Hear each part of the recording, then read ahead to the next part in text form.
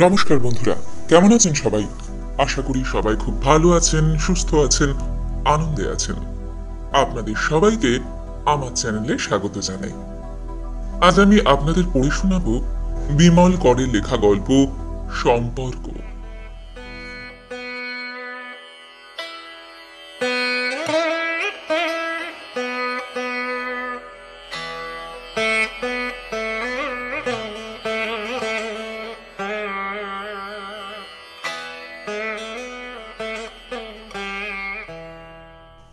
দুধের কাপ টেবিলে নামিয়ে রেখে অনিলার সামনে চেয়ারটায় বসল। শৈলেশ বলল, আজ আবার কে এসেছিল? তোমার কোন ফ্রেন্ড? কথাটার অর্থ বুঝতে অনিলার দেরি হলো না। তাকিয়ে তাকিয়ে খাবার ধরন দেখল শৈলেশের। ডিমের তরকারি মুখে দিয়েই রেখেছে শৈলেশ। 4টে মাত্র পাতলা রুটি। অতি কষ্টে যেন দুটো খেয়েছে। শীত পড়ায় কদিন থেকে বাঁধাকপির পাতা আর গাজর, বিট, টমেটো এইসব সবজি দিয়ে স্যুপ না স্টু খাবার বাতিক হয়েছে। নিয়মিত দুবেলা অনিলাকে রেঁধে দিতে হয়। সেই স্টুয়ের বাটিটাও ছুঁয়েছে কি ছুঁইনি, ভাজাভুজি কিছু মুখে দিয়েছে। অনিলা প্রায় নিঃসন্দেহ হলো, বাতিগ্রস্ত মানুষ হলেও কোথাও কারোর পাল্লায় পড়ে কিছু খেয়েছে। এখন মুখে রুচ্ছে না, অগত্যা একটা অছিলা করার চেষ্টা। জবাবে অনিলা বলল, আমার কে এসেছিল তা নিয়ে তোমার কি? তোমার যা বলার বলো। শৈলেশ অক্লেশে বলল, ডিমে ভয়ঙ্কর নুন, পুড়ে গেছে। তোমার স্টু নাকি ছাই, ওটাই বুঝি খুব ঝাল হয়েছে? ওটা অখাদ্য, টেস্টলেস। রুটি? শৈলেশ আর রুটির খুঁত বর্ণনা করল না, বলল, তোমার কোনো জিনিসে মনই নেই। রান্না করতে বসে বন্ধু বান্ধবের সঙ্গে গল্প চললে এইরকমই হয়। অনিলা অনেকক্ষণ যাবতীয় অসন্তুষ্ট, এবারে বিরক্ত হলো। রাগের গলায় বলল, তুমি কাকে কি শেখাও? আমি কচি খুকি নাকি? তোমায় কে শেখাবে? শৈলেশ অনেকটা যেন উপহাসের স্বরে বলল, বলে জলের গ্লাস মুখে তুলল। অনিলা আরো রাখল, বলল, তোমার মুখে এখন কিছুই রুচবে না। শৈলেশ কথাটা গায়ে মাখল না, দুধের কাপ টেনে নিল। তারপর নিতান্ত যেন পরিহাস করছে, বলল, কে এসেছিল আজ? কেউ না। আমার আবার কে কবে আসে? কেন? সেদিন যে কোন বন্ধু এলো? বন্ধু নয়, প্রতিবেশী, দয়া করে এসেছিল। শৈলেশ দুধের কাপ মুখে তুলল, বেশ গরম। অনিলা অল্পক্ষণ চুপচাপ বসে থাকল। শেষে তার কালো নরুন পাত থান ধুতির আড়াল থেকে বা হাত বের করল। হাতের মুঠোয় একটা পোস্ট কার্ড। আলোয় সেই চিঠি সামান্য মেলে ধরে শৈলেশের দিকে ঠেলে এগিয়ে দিল। শৈলেশ বুঝল না, বলল, কি? চোখ আছে, দেখো, সুখবর পাবে। পোস্টকার্ড তুলে নিয়ে শৈলেশ তার নাম ঠিকানা দেখল। পরিচিত হস্তাক্ষর। চিঠির আধখানাও পড়া হয়নি। তার মুখে কেমন একটা বিব্রত ও আড়ষ্ট ভাব ফুটে উঠল। মুখ তুলে পলকের জন্য দেখল অনিলাকে। অনিলা স্থির চোখে তার দিকে তাকিয়ে আছে। তাড়াতাড়ি মুখ নামিয়ে বাকি চিঠিটা অতি দ্রুত পড়ে নিয়ে শৈলেশ কেমন সংকুচিত, লজ্জিত ও অস্থির হয়ে পড়ল। বাহ, এ তো বেশ রসিকতা। কে এই রসিকতা করল? তুমি জানো। অনিলা শুকনো গলায় ছোট্ট করে জবাব দিল, আমি কিছু জানি না। শৈলেশ খুব জোর গলায় প্রতিবাদ করল। তারপর যেন তার কিছু মনে পড়ে গেল, বলল, এ নিশ্চয়ই শিবদাস কিংবা মজুমদারের কাণ্ড। সেদিন হাসি ঠাট্টা হচ্ছিল, ওরাই কেউ করেছে। ননসেন্স। ছি ছি, ভদ্রলোক কি ভাববেন? ভাববার কি আছে, তিনি তো খুশিই হবেন। অনিলা পাল্টা জবাব দিল। শৈলেশ দুপলক অনিলার মুখ দেখল। অনিলার এই বাঁকা পরিহাস তার পছন্দ হলো না, ভালো লাগলো না। বলল, কে খুশি হবে না হবে তাতে আমার কিছু এসে যায় না। বলে সামান্য থেমে যেন তৃতীয় জন কাউকে শোনাচ্ছে বলল, আমার আর কাজ নেই, কাগজের বিজ্ঞাপন দেখে বিয়ের চিঠি লিখব। ৪৫ বছরের বিয়ে, ছেলে মানুষই করার বয়স নেই আমার। বয়স না থাক, স্বাদ তো থাকতে পারে। অনিলা যেন ঠোঁট জুড়ে হাসল। শৈলেশ প্রথমে কিছু বলল না, তারপর বলল, তা পারে, বলে গম্ভীর হয়ে গেল। দুধের কাপের ওপর চোখ রেখে কিছুক্ষণ চুপচাপ বসে থাকল, নিঃশ্বাস ফেলল, তারপর বলল, স্বাদ মেটাবার ইচ্ছে থাকলে আরো আগে মেটাতে পারতাম। অনিলা কিছু বলল না। কিছু সময় পরে শৈলেশের শোবার ঘরে হাতের কটা খুচরো কাজ ছাড়তে এলো অনিলা। জলের গ্লাস রাখল। সকালে মাঝে মাঝে ফ্রুট সল্ট খায় শৈলেশ। গরম জলের ফ্লাক্স, কাচের গ্লাস, চামচ গুছিয়ে রেখে দিতে হয়। অনিলা একে একে সব গুছিয়ে রাখতে রাখতে শৈলেশকে দেখছিল। সাবেকি ইজি চেয়ারে শুয়ে একটা বইয়ের পাতা উল্টাচ্ছে শৈলেশ। বাঁ হাতের আঙুলে সিগারেট। বইটা কিসের অনিলা বলে দিতে পারে। সস্তার ইংরাজি গোয়েন্দা বই। অনিলার মনে হলো শৈলেশ বেশ কিছুটা ক্ষুণ্ণ। বই পড়ছে বলে মনে হয় না, পাতা উল্টাচ্ছে কিংবা অন্যমনস্কভাবে তাকিয়ে আছে। উত্তরের জানালাটা বন্ধ করে দিল অনিলা। বিছানার মোটা চাদরটা উঠিয়ে পাট করে পায়ের কাছে রাখল। হাত দিয়ে সাদা চাদরের ভাঁজ ভেঙে দিল, ঝেড়ে ঝুড়ে পরিষ্কার করে রাখল। পায়ের দিকে পাতলা কম্বল, আর কদিন পরেই লেপ চাইবে।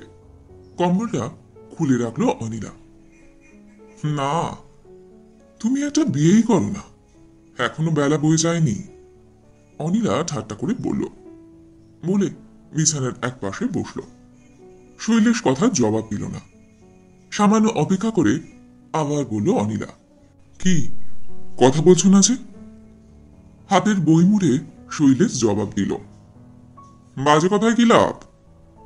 ও হাই ওঠানোর মতো মুখ হাঁ পড়ল, হাত উঠিয়ে আলস্য ভাঙল। অর্থাৎ যেন অনিলাকে বোঝাতে চাইল তার ঘুম পেয়েছে, সে ঘুমোবে, এবার তুমি যাও। অনিলা উঠল না, হাসল, চাপা হাসি। বলল, রাগ করেছ? না, কিসের রাগ?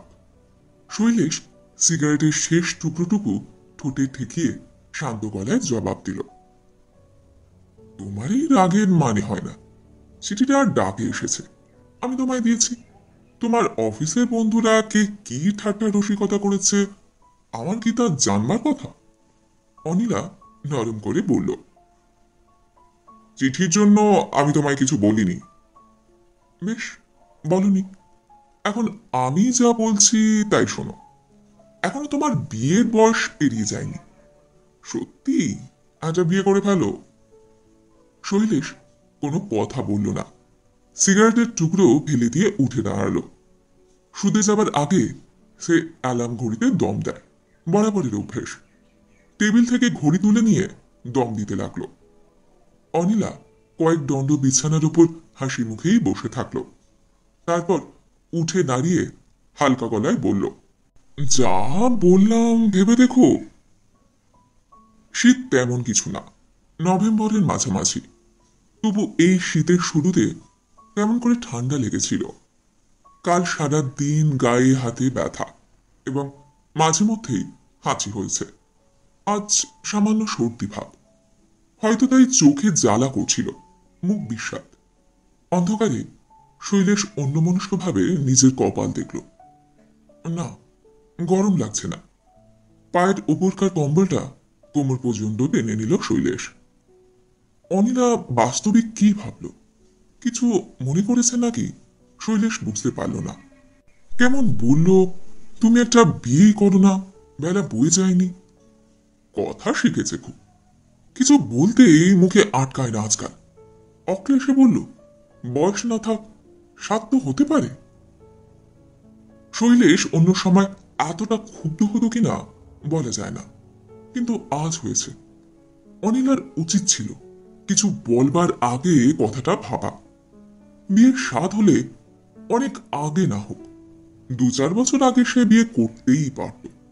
তখন বয়স 40-এর নিচে এবং অবস্থাও সামান্য বদলে এসেছে।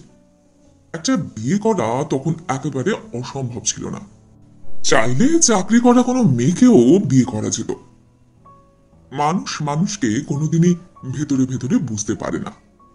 তোমায় আমি ওপর থেকে যতটুকু দেখেছি, তোমায় আমায় যতটা কথা হলো, সামাজিক কি পারিবারিক আদান প্রদান, তার উপরই তোমায় দেখেছি, কিংবা আরো একটু হয়তো বেশি।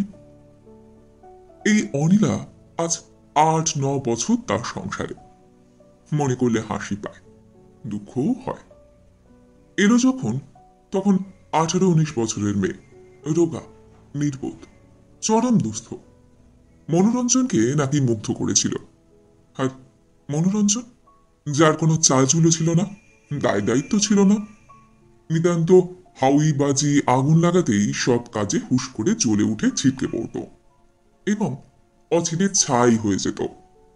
সেই মনোরঞ্জন কাঁধি থেকে মেয়েটাকে ঘাড়ে করে নিয়ে এসে হাজির, বলল, আমার বউ রে শৈল, বিয়ে করে ফেললাম। শৈলেশ বিমূঢ় হয়েছিল। এ কে? রংটা ফর্সা যদিও, তবু গায়ে মাংস নেই যেন, শরীরে বার নেই, গড়ন পুরো ওঠেনি, লম্বা পাতলা মুখ, না একটা টিয়া পাখির মতো, বড় বড় দুটো নির্বোধ চোখ, পরনে একটা ঘোর লাল শাড়ি, সিঁথিতে চওড়া সিঁদুর, পায়ে বুঝি মনোরঞ্জনেরই চটি। আড়ালে শৈলেশ বলল, ওকে কেউ ঘাড়ে চাপিয়ে দিয়েছে নাকি তোর, নাকি নিজেই চেপে বসেছে? মনোরঞ্জন মাথা ঝাঁকিয়ে বলল, না রে, আমি চার্ম হয়ে গেলাম, মনের জোর যা, তুই বুঝবি না, সাপের মুখের সামনে পা বাড়িয়ে দিতে পারি। ওকে নিয়ে থাকবি কোথায়? এখন তোর কাছেই থাক, পরে একটা হিল্লে করব। মনোরঞ্জন ওই রকমই, সম্পর্কে ভাই, মাস্তুতো, বয়সও সমান সমান, বন্ধু তো বটেই, কিন্তু এই বিয়ের বোঝা সে যেভাবে শৈলেশের ঘাড়ে চাপিয়ে দিল, তাতে শৈলেশ খুশি হতে পারল না। মা বলল, ঘরের বউ রাস্তায় গিয়ে থাকবে নাকি ওই বাউন্ডুলের সঙ্গে? অনিলা তখন থেকেই এই বাড়িতে পাকাপাকি ঠাঁই পেয়েছে। মনোরঞ্জন অথবা মা কেউই তলিয়ে বোঝেনি শৈলেশের যৎসামান্য চাকরিতে এই বোঝা বয়ে যাওয়া কত কষ্টকর। হয়তো এতটাই কষ্টের হতো না যদি না শৈলেশ আরো কটা দায় দায়িত্ব বইত। দিদির সংসারে কিছু সাহায্য ছিল। দেশের জ্যাঠামশাইকে 25-30টা করে টাকা মাসে মাসে পাঠিয়ে পিতৃঋণ শোধ করতে হতো। একবার ঝোঁকের বসে শৈলেশ জ্যাঠামশাইকে লিখেছিল, বাবার ধার আমি শোধ করব, এ বিষয়ে আপনি মাকে কিছু লিখবেন না। জ্যাঠামশাই খুশি হয়ে জবাব দিয়েছিলেন, যোগ্য পুত্রের মতোই তোমার কথা, আজকাল কজন আর পিতৃসত্য পালন করে। সংসারের সে সময়কার চেহারাটা ভাবলে শিউরে উঠতে হতো। 28 টাকার চাকরিতে অন্ন, বস্ত্র, ঋণ শোধ, অসুখ বিসুখ, তারপরও কত কি। রোজগারের জন্য তখন শৈলেশ ছেলেও পড়াতো, কখনো কখনো ইন্স্যুরেন্সের দালালিও করত। জীবনে কয়েকটা জিনিস শৈলেশ খুব গোড়ামির সঙ্গে পালন করত। তার একটা ছিল সংগ্রামবোধ, অন্যটা দায়িত্ব। আত্মসম্মান, শোভনতা, ভদ্রতা ইত্যাদির জন্য সে কখনো চাকরিতে খোসামত করেনি, দুঃসম্পর্কের আত্মীয়ের বাড়িতে ধর্ণা দেয়নি। শোভনতা ও ভদ্রতা বিষয়ে সে এত সচেতন ছিল যে ছেঁড়া লুঙ্গি পরে বাজারে যেত না, বন্ধুদের পয়সায় চা সিগারেট খেত না, দারিদ্র্যের নোংরামি সে ঘৃণা করত। দরিদ্রের জীবনে তার আপত্তি ছিল না। এসব সত্ত্বেও শৈলেশের সবচেয়ে বেশি গোড়ামি ছিল দায়িত্ব সম্পর্কে। বলা যায় দায়িত্ব বিষয়ে তার এক ধরনের মানসিক উদ্বেগ ছিল। সংসারের নানান দায়িত্বের সঙ্গে মনোরঞ্জনের দায়িত্বও কিছু ছিল। হুট করে বিয়ে করে এনে মনোরঞ্জন সেই দায়িত্ব স্থায়ীভাবে ঘাড়ে তুলে দিল। বিয়ের মাস 5-6 পরে মনোরঞ্জন কলকাতার রাস্তায় মশাল জেলে মিছিল বের করেছিল। সেই মশালের আগুনে একটা বাচ্চা পড়ল, মনোরঞ্জনও পড়ল। হাসপাতালে একটানা 3 মাস বিকৃত বিভৎস চেহারা নিয়ে পড়ে থাকতে থাকতে মরেই গেল। এক পক্ষে ভালোই হয়েছে, বেঁচে থাকলে অক্ষম অবজ্ঞাত হয়ে থাকত। হয়তো অনিলাও সেই দগ্ধ ও কুরূপ স্বামীকে সহ্য করতে পারত না। মনোরঞ্জন একটু নাটুকে ছিল। হাসপাতালে দেখা করতে গেলে বলতো, শৈল, আমি বরাবরই জানতাম ঝট করে একদিন মরে যাব। সেই ছেলেটার জন্য আমার ঘুম হয় না, কতদিন ধরে ঘুমোতে পারি না। আমি এখনো বেঁচে আছি কেন? ভগবানের এ বড় অন্যায়। হাসপাতালে অনিলা যাওয়া নিষিদ্ধ ছিল, মনোরঞ্জনই বারণ করত। 2-4 বার অবশ্য অনিলা গিয়েছে কাঠের মতন, ফিরেছে কাঠ হয়ে। তাকে একদিনও কাঁদতে দেখেনি শৈলেশ, একমাত্র সপ্তাহের দিন ছাড়া। অনিলার ব্যাপারে মনোরঞ্জন বলেছিল, কোনো আশ্রম টাশ্রমে দিয়ে দিস পরে, তুই আর কত টানবি শৈল, আমি দুঃখ করব না, তুই ওকে মেয়েদের কোথাও একটা ঢুকিয়ে দিস। অনিলাকে অবশ্য কোথাও পাঠাতে হয়নি, শৈলেশের পক্ষে তা সম্ভব ছিল না। মাও কোনোদিনই এতে রাজি হতো না। এর বছর 2 পরে মা পড়ল। ওই রোগটা প্রথম 1 বছর ঠিক মতো ধরা পড়ল না। তারপর যখন ধরা পড়ল তখন থেকেই শৈলেশ বুঝল মার যাবার দিন এসে গেছে। যথারীতি মা চলে গেল। সংসার কেমন ফাঁকা হয়ে এলো। তারপর মনোরঞ্জন নেই, মা নেই, দিদিরা কাশিতে চলে গেছে, আর সাহায্যের প্রয়োজন হয় না। একমাত্র বাবার ঋণ তখনও শুধোতে হচ্ছে। এ সময় শৈলেশেরও কিছু উন্নতিও হয়েছে। বিয়ে করার বাসনা হলে তখনই করতে পারত সে। একবার অফিসের চক্রবর্তীতা সে চেষ্টাও করেছিলেন। তারই এক বন্ধুর মেয়ে ওই অফিসেই সবে চাকরিতে ঢুকেছে। তার সঙ্গে শৈলেশের বিয়ের কথা উঠিয়েছিলেন, ধরাধরি করেছিলেন খুব। শৈলেশের বন্ধুরাও বলেছিলেন, তোর আপত্তিটা কি? দেখতে শুনতে মোটামুটি ভালো মেয়েটা, 2 পয়সা বাড়িতেও আনবে, রাজি হয়ে যা। শৈলেশ মাথা নেড়েছে, না রে, এখন আর ঝামেলা বাড়িয়ে কি লাভ? 40 বছর হতে চলল প্রায়, এখন টোপর পড়তে পারবো না। বলতে কি তখন অনায়াসে শৈলেশ বিয়ে করতে পারত। বউকে খাওয়ানো পড়ানো তার অসাধ্য ছিল না, কিন্তু করেনি। তারপর আরো 3-4 বছর কাটল।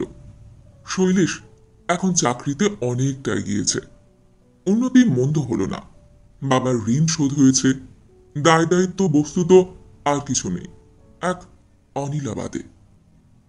অবশ্য আজকের অনিলা আর সেই দিনের অনিলা এক নয়। সেই গ্রাম্য নির্বোধ অশিক্ষিত অনিলা আজ সব দিক থেকেই পাল্টে গেছে। তার শরীর আর শীর্ণ রুগ্ন নয়, স্বাস্থ্য স্বাভাবিক। তাকে আর নির্বোধ বলা যাবে না। সংসারে সে অনেক শিখেছে, লেখাপড়াও মোটামুটি শৈলেশ তাকে শিখিয়েছে। মাঝে মাঝে শৈলেশ যে ঠাট্টা করে বলে, একটা কাঠামো নিয়ে এসেছিলে, প্রতিমা তৈরি হয় দেখেছ, সেই রকম আমার কাঁধে বসে দিব্যি তো হৃষ্টপুষ্ট হলে, মাথায় ঘিলু হলো, এবার সরে পড়ো বাপু। তা কিছু মিথ্যে নয়, সবই বদলেছে অনিলার। শুধু সেই অসম্ভব ধারালো নাক আর চোখের মনির রং বদলায়নি, আর বদলায়নি মাথার চুল, বরং মাথার চুল আরো বেড়েছে। বিশ্বাস করা মুশকিল, আজকালকার দিনের মেয়েদের মাথার এমন চুল থাকতে পারে। অনিলা মাথার চুল খুললে সেই কালো ঘন দীর্ঘ চুলের গোছা তার হাঁটু ছাড়িয়ে নেমে আসে। অথচ অনিলা মানানসই লম্বা। মেয়েরা যতটা মাথায় লম্বা হলে মানায়, রাস্তায় কিংবা কোথাও কোনো মেয়ের মাথায় মস্ত খোপা কিংবা দীর্ঘ বিনুনি দেখলে শৈলেশের অনিলার কথা মনে পড়ে, এবং সে প্রায় নিঃসন্দেহ হয়। অনিলার তুলনায় এই কেশগুচ্ছ নিকৃষ্ট। অনিলার মাথার ওই আশ্চর্য সুন্দর চুলের উপর কেমন একটা আকর্ষণ মোহ আছে যেন শৈলেশের। এই অনিলাকে এখন এই সংসারেরই আধখানা বলে মনে করে শৈলেশ। বস্তুত মেয়েটি যে কে এবং তার সঙ্গে প্রকৃতই আত্মীয়তার কি সম্পর্ক, অনিলা তার গলগ্রহ কিনা, এসব চিন্তা বহুকাল আগেই শৈলেশের মন থেকে মুছে গেছে। সে কখনো আর ভাবে না অনিলা তার কেউ নয়, তার সংসারের কেউ নয়। বরং যে ধারণার বশে মানুষ মা বোন ভাই স্ত্রী ও সন্তানকে নিজের বলে গ্রহণ করে, শৈলেশ অনিলাকে সেইভাবেই গ্রহণ করেছে। বলা বাহুল্য, মা বেঁচে থাকলে যে অধিকার তার থাকত, এমনকি শৈলেশ বিয়ে করলে যে পারিবারিক অধিকার তার স্ত্রী পেত, অনিলা এই সংসারে সেই অধিকার ভোগ করছে। আজ এখন বিছানায় শুয়ে এলোমেলোভাবে পুরনো কথা ভাববে কে, শৈলেশ যেন আর উৎসাহ পেল না। এবং যেভাবে সে পুরনো কোনো বই কদাচিৎ পড়ার জন্য খুলে বসে, সামান্য পাতা চোখ বুলিয়ে আলস্য ভয়ে আর পড়তে পারে না, বই মুড়ে রাখে, অনেকটা যেন সেইভাবেই পুরনো কথা থেকে মুখ ফিরিয়ে নিল। আজকেকার ঘটনাই তাকে অনেকক্ষণ থেকে বিরক্ত করছে। অনিলের কাছে তখন মিথ্যে কথা বলা হলো। আসলে সত্যি শিবদাস কি মজুমদার কেউই রসিকতা করে পাত্রীপক্ষকে চিঠি লেখেনি। এটা ঠিক, ওই কাগজের পাত্র চাই বিজ্ঞাপনটা ঠাট্টা তামাশা করে শিবু এবং মজুমদার দেখেছিল। দেখতে দেখতে তার একটা বিজ্ঞাপন লাল পেন্সিলের টিক মেরে শৈলেশকে দিল। বলল, ওহে শৈলেশ, এই ঠিকানায় একটা চিঠি দিয়ে দাও। 30 বছরের মেয়ের জন্য পাত্র চাইছে, বয়স্ক পাত্র, একমাত্র বউ বেঁচে থাকলেই আপত্তি, নচেত ছেলেপুলে থাক, কায়স্থ হোক কি ব্রাহ্মণ হোক, বৈদ্য হোক, আপত্তি নেই, পাত্রী প্রবাসী বাঙালি, তোমার সুইটেবল। এরকম হাসি ঠাট্টা ওরা করে শৈলেশকে নিয়ে, এবারও করেছিল। কিন্তু কোনো কোনো সময় যেন মাত্রা হারিয়ে কিছু করে ফেলে মানুষ। শিবুরাও তাই করেছিল। শৈলেশে প্রায় বৃদ্ধ হতে চলেছে এবং এখন বিয়ে করলে ওই রকম প্রবীণা কাউকে বিয়ে করতে হবে তাতে তারা দ্বিমত নয়। বরং বলা যায় শৈলেশের বিয়ের দিন চলে গেছে বলেই এখন আর বিয়ে হবে না। সুপুত্র সকন্যা কোনো বিধবার ভরণ পোষণের ভার নেওয়াই হতে পারে। এই পাত্রীটি কিন্তু বিধবা নয়, শৈলেশ বলল। ও কথা কি বিজ্ঞাপনে লিখে? নেগোসিয়েশন করো, দেখবে ক্রমশ রহস্য উদ্ঘাটিত হবে। মজুমদার জবাব দিল, প্রবাসে তার আরো কত কি আছে, কি বলো মজুমদার? শিবু বলল, থাকাই সম্ভব।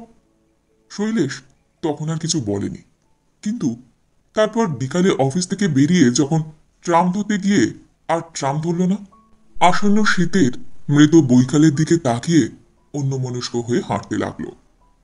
হাঁটতে হাঁটতে ভিড়, গাড়ি ঘোড়া, কোলাহল, রাক্ষসের বাড়িগুলো পেরিয়ে ফাঁকায় এসে দাঁড়ালো।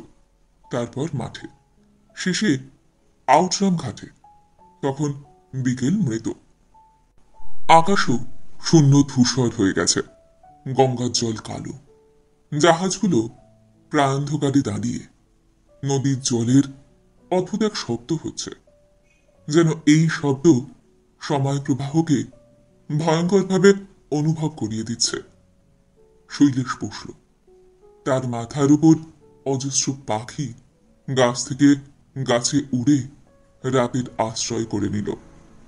স্টিমারের ভোঁ বাঁচল কোনো অন্ধকার সীমানা থেকে। শীতের বাতাস এবং গঙ্গার জলীয় ঠান্ডায় শৈলেশ আকস্মাৎ অনুভব করল সে আশা এবং আকাঙ্ক্ষা, প্রত্যাশা এবং প্রাপ্তির জগৎ পেরিয়ে চলে এসেছে। নিজেকে বৃদ্ধ বঞ্চিত মনে হলো, দুঃখ হলো। না, দুঃখ নয়, অদ্ভুত এক বেদনা তাকে অধিকার করল। মনে হলো যেন সে এমন একটা সীমানা ছাড়িয়ে এসেছে যে সীমানার পর স্বভাবতই সে আর কিছু কামনা করতে পারে না। জলাগ্রস্ত বৃক্ষের মতো, প্রাণ সম্পদহীন লতার মতন এখন তার মরে আসার কথা। শৈলেশ সম্ভবত নিজেকে ঠিক এখনই পরিত্যক্ত বলে ভেবে নিতে পারল না, এবং বস্তুতই সে জীবনের স্বাভাবিক দাবিদার হওয়ার সামর্থ্য রাখে কি রাখে না, অথবা সে আকাঙ্ক্ষা করলে যৌবনের সামগ্রী পেতে পারে কি পারে না, যেন তারই এক পরীক্ষায় নামল। পরের দিন নিতান্ত কৌতূহলবশত খানিকটা বা হঠকারিতা করে কিংবা শিবু এবং মজুমদারের ওপর ক্ষুণ্ণ ও ক্ষুব্ধ হয়ে এবং সেই মানসিক হতাশাবশে একটা চিঠি গোপনে বিজ্ঞাপনের ঠিকানায় পাঠিয়ে দিল। ঢিলছোড়া হয়ে যাবার পর অবশ্য নিজের ছেলে মানুষিতে নিজে লজ্জিত হয়েছে শৈলেশ। কথাটা গোপনে রেখেছে। দিন 2-4 অস্বস্তির সঙ্গে কাটিয়ে ও বিষয়টা প্রায় ভুলেই যাচ্ছিল। সত্যি তার আর মনেও ছিল না ঠিক। অথচ অথচ আজ হুট করে একটা জবাব এসে গেল। চিঠিটা খামে এলেও কথা ছিল। পোস্ট কার্ডে কি করে ভদ্রলোক বিয়ে থার কথা লিখে শৈলেশ ভেবে পেল না। ভদ্রলোকের ওপর রাগ হলো। অত্যন্ত কৃপণ এবং জ্ঞানহীন ভদ্রলোক। নিজের ওপরেও অসন্তুষ্ট হল শৈলেশ। সে কেন বাড়ির ঠিকানা দিল, কোন বুদ্ধিতে? এবারে আসার পর শৈলেশ কেমন প্রত্যেকটি চিঠিতে পুরনো ঠিকানা লেখার অভ্যাস করে ফেলেছে। সেই অভ্যাসেরই পরিণাম। যাই হোক, শৈলেশ ভাবলেও যা হবার হয়ে গেছে। অনিলা হয়তো কিছু মনে করলেও করে থাকতে পারে, উপায় নেই। সে এই চিঠির জবাব দেবে না। ঘুমাবার আগে শৈলেশ অবশ্য এই সান্ত্বনাও পেল যে এখনো সে বিয়ের বাজারে অচল হয়ে যায়নি। দিন 15 পরে আবার সন্ধ্যাবেলায় বাড়ি ফিরতে অনিলা কিছু বলেনি। পোশাক আশাক ছেড়ে শোবার ঘরে বসে শৈলেশ এডগার ওয়ালেস পড়ছে। অনিলা চা এনে দিল। শৈলেশ বলল, তোমার আজ খুব সুমতি যে, ভেবেছিলাম এখন আর চা করবে না। চায়ের কাপ এগিয়ে দিয়ে অনিলা বলল, তোমার সেই বাড়ির বরণ বাবু এসেছিলেন।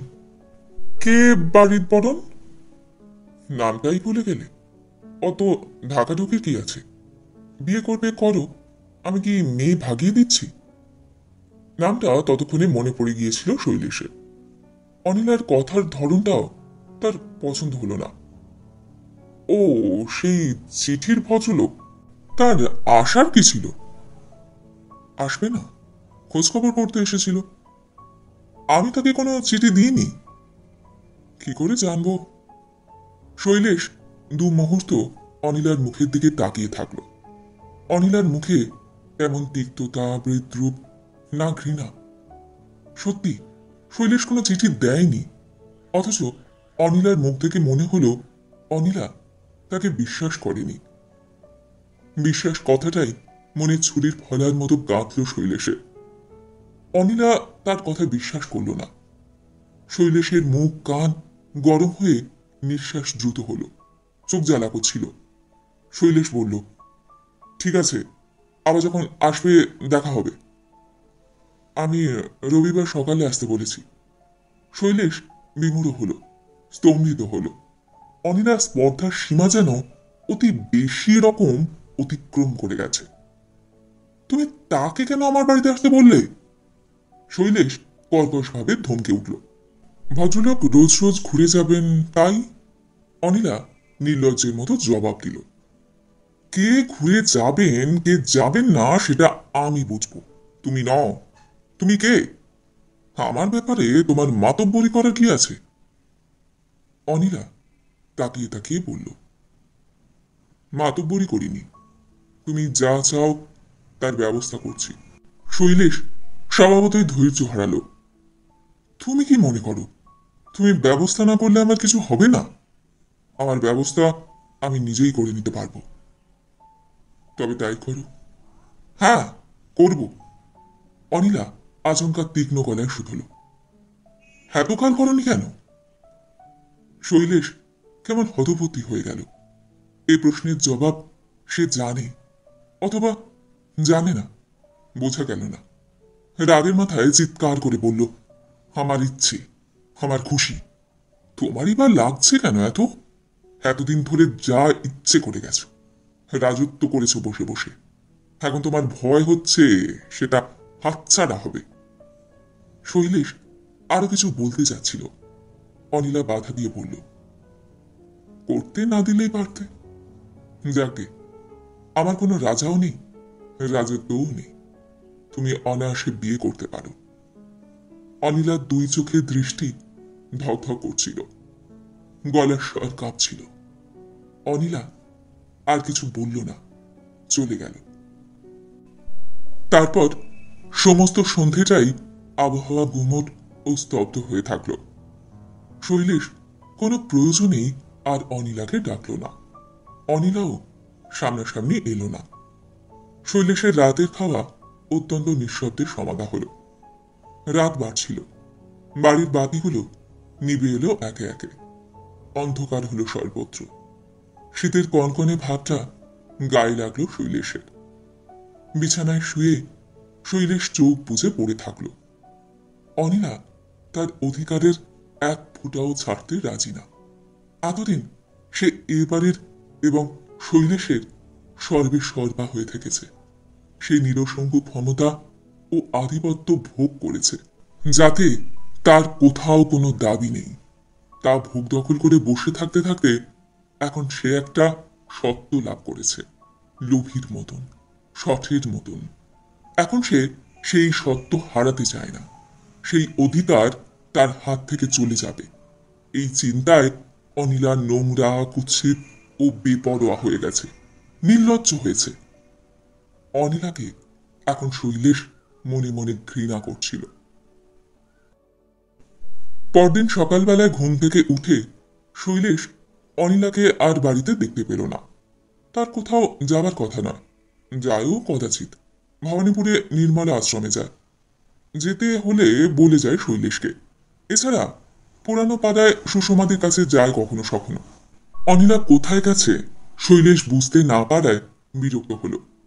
জিকে একবার জিজ্ঞাসা করার ইচ্ছে হলেও শেষ পর্যন্ত কিছু জানতে চাইল না। যথারীতি চা খেল, কাগজ দেখল, গাড়ি কামালো। শীতের বেলা, দেখতে দেখতে 9টা বাজল। স্নান সারল শৈলেশ। জি রান্না শেষ করেছে, অনিলা ফেরেনি। ভাত খেয়ে পোশাক পাল্টাতে পাল্টাতে একবার মনে হলো অনিলা ফিরেছে। পরে বুঝল জি চেঁচিয়ে চেঁচিয়ে পাশের বাড়ির কারোর সঙ্গে কথা বলছে। অফিসে বেরোবার সময় নিজের ঘরটা তালা বন্ধ করে দিল শৈলেশ। জিয়ের জিম্মায় বাড়িঘর খোলা থাকলো বলে তার দুর্ভাবনা হলো না। তার রাগ হলো এই ভেবে যে অনিলা বড় বেশি বাড়াবাড়ি করছে। সে কি এই বাড়ি ত্যাগ করে গিয়ে শৈলেশকে জব্দ করতে চাইছে? করুক না। অনিলাকে আশ্রয় দেবার মতো কত যে লোক আছে কলকাতায় শৈলেশ জানে। দুটো মিষ্টি কথা একবেলা কি দুবেলা বলবে। তারপর শৈলেশ যখন ট্রামে, তখন শুনল সকালে টালিগঞ্জের ব্রিজের কাছে একটা মেয়ে কাটা পড়েছে, খুব ভোরে। শোনা মাত্র তার বুকের মধ্যে কেমন একটা আতঙ্ক লাফিয়ে উঠল। কেউ জানে না কত বড় মেয়ে, কেউ বলল বউ, কেউ বলল বয়স্কা মেয়ে। অনিলা কিন্তু গাড়ি টাড়ি চড়ায় তেমন অভ্যস্ত নয়। বাড়ি থেকে একা খুব কমই বেরোয়। পথঘাট সে খুব একটা চেনে এমন মনে হয় না। অফিসে পৌঁছে শৈলেশের কিছুতেই মন বসছিল না। এতক্ষণ সে রীতিমতো একটা উদ্বেগে অসহায়তা বোধ করতে লাগলো। কোথায় গেল অনিলা? কার কাছে গেল? রাগ করে পথে নামা কঠিন নয়, কিন্তু এই শহরে পথ হাঁটা মুশকিল। এমনকি অনিলার মতো 28-29 বছরের যুবতীর পক্ষে জীবনের পথ হাঁটাও মুশকিল। শিববা মজুমদারকে কথাটা বলে পরামর্শ চাইলে হতো, কিন্তু সেটাও আবার কেলেঙ্কারি হবে। মানুষের চোখ বড় সন্দেহ পরায়ণ। অনিলা কি রাগ করে বাড়ি ছেড়ে এসে আত্মহত্যা করল? আত্মহত্যায় শৈলেশের বড় ভয়। জিনিসটা নাটকীয় বটে, তবে কেলেঙ্কারির এক শেষ। অনিলা আত্মহত্যা করবে না। করলে, শৈলেশ ভাবল, তার কপালে থানা, পুলিশ, লোকনিন্দা, অপবাদ, সন্দেহ, আরো কত কি। ভাবতে গা শিউরে ওঠে। বুকের মধ্যে মস্ত একটা বোঝা যেন চেপে বসে। রাগ আর হচ্ছে না। এখন অনিলাকে তার ঘৃণা হচ্ছে। মনে হচ্ছে এই মেয়েটি তার জীবনকে জ্বালিয়ে পুড়িয়ে নষ্ট করে দিয়েছে। অনিলা ইতর, অনিলা নৃশংস। দুপুর গড়াবার আগেই শৈলেশ অফিস থেকে বেরিয়ে পড়ল। দুশ্চিন্তা এবং উদ্বেগে সে অধীর হয়ে উঠেছে। কি হবে? কোথায় গেল অনিলা? কেন সে এরকম ছেলে মানুষই করল? প্রথমে পুরনো পাড়ায়, সুষমাদির পাড়ায়। না, সেখানে যায়নি অনিলা। শৈলেশ ফিরল। উদ্বেগের ভার এখন তার সমস্ত মনে।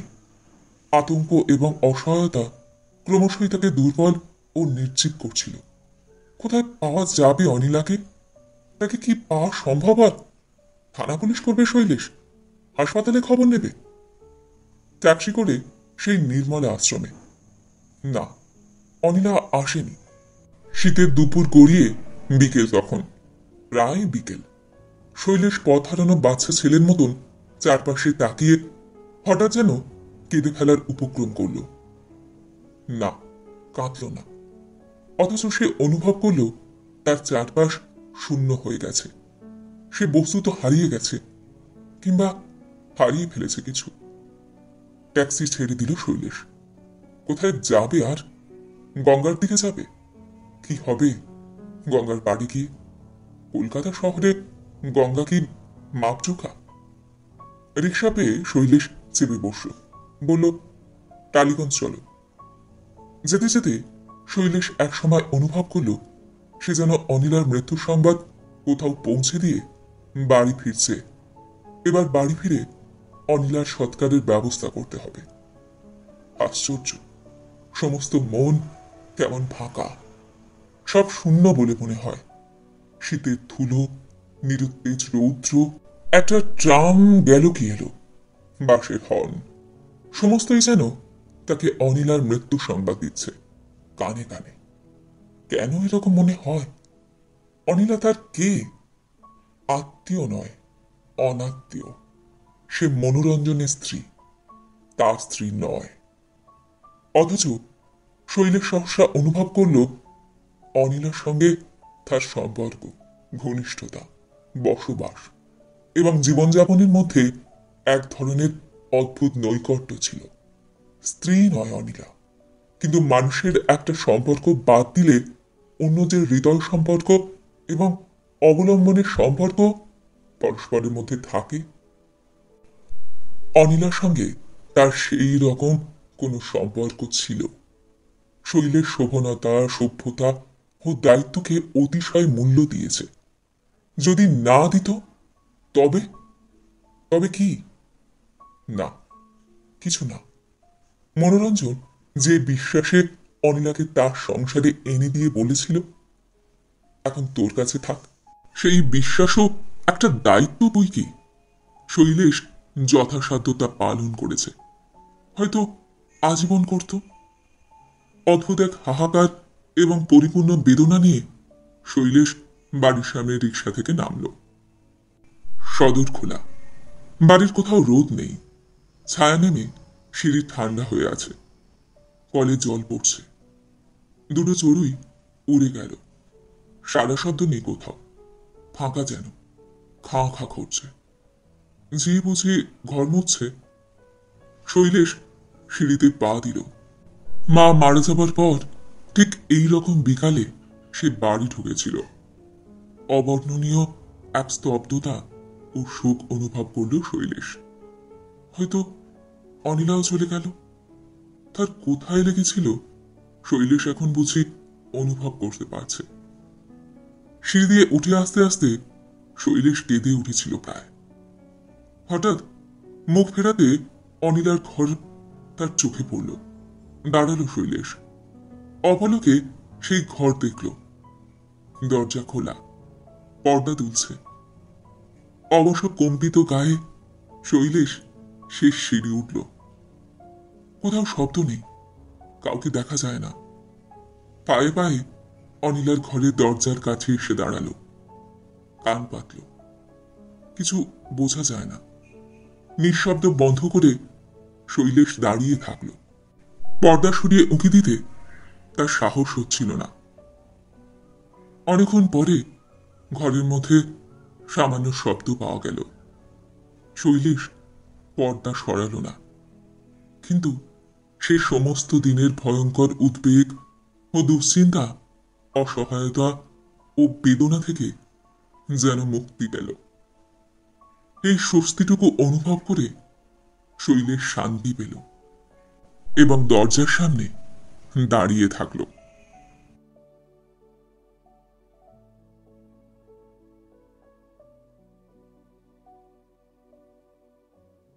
গল্পটি এইখানে সমাপ্ত হলো। আপনারা এতক্ষণ শুনছিলেন বিমল করের লেখা গল্প সম্পর্ক। গল্পটি আপনাদের কেমন লাগলো বা আমার গল্প পাঠ আপনাদের কেমন লাগলো কমেন্ট সেকশনে অবশ্যই লিখে জানান। যদি আমার গল্প পাঠ আপনাদের ভালো লেগে থাকে তাহলে অবশ্যই লাইক শেয়ার করবেন। আর এই ধরনের সুন্দর সুন্দর কাহিনী আরো শুনবার জন্য আমার চ্যানেলটিকে সাবস্ক্রাইব করতে ভুলবেন না কিন্তু। তবে আজ এই পর্যন্ত। আমি খুব তাড়াতাড়ি আবারও অন্য কোনো কাহিনী নিয়ে আপনাদের কাছে চলে আসছি।